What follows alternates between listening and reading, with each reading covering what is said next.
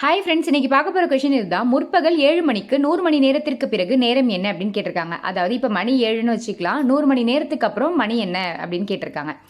இப்போது 100 மணி நேரம் தான் கொடுத்துருக்காங்க. ஸோ அந்த 100 நம்ம 24ஆல் டிவைட் பண்ணிக்கலாம். ஏன் 24ஆல் டிவைட் பண்ணுறேன், 12ஆல் தான் டிவைட் பண்ணணும் அப்படின்னு உங்களுக்கு ஒரு டவுட் வரும். இப்போ 7 மணி, முற்பகல் 7 மணின்னு கொடுத்துருக்காங்க. 12ஆல் டிவைட் பண்ணக்குள்ள ஒரு சுற்று 12 மணி நேரம் கழிச்சுதுன்னா நைட் 7 மணி ஆகும், பிற்பகல் 7 ஆகிடும். திரும்ப ஒரு 12 சுற்றக்குள்ள தான் அதே முற்பகல் 7 மணியாக இருக்கும். அப்போ நீங்கள் 24ஆல் டிவைட் பண்ணாதான் உங்களுக்கு ஏஎம்மா பிஎம்மா, அதாவது முற்பகலா பிற்பகலான்ற டைம் கரெக்டாக தெரியும் நமக்கு. அதனால தான் நம்ம 24ஆல் டிவைட் பண்ணுறோம். இப்போ இது 24ஆல் டிவைட் பண்ணனா 24 × 4 96, ரிமைனிங் 4. இப்போது என்ன டைமுக்கு அப்புறம் கேட்டிருக்காங்க, 7 மணி நேரத்துக்கு அப்புறம் தான் கேட்டிருக்காங்க. அப்போ இது ரெண்டுத்தையும் ப்ளஸ் பண்ணால் 7 + 4 என்ன, 11. ஸோ ஆன்சர் முற்பகல் 11 மணி. இப்போது நமக்கு 11 வந்திருக்கிறதுனால நான் முற்பகல்னு போட்டிருக்கேன். இதுவே 12க்கு அப்புறம், அதாவது இது ரெண்டுத்தையும் ப்ளஸ் பண்ணுறவங்க நமக்கு 13ஓ 14ஓ ஏதோ ஒன்று வருது அப்படின்னா, இப்போ 13 வருதுன்னு வச்சுக்கலாம்.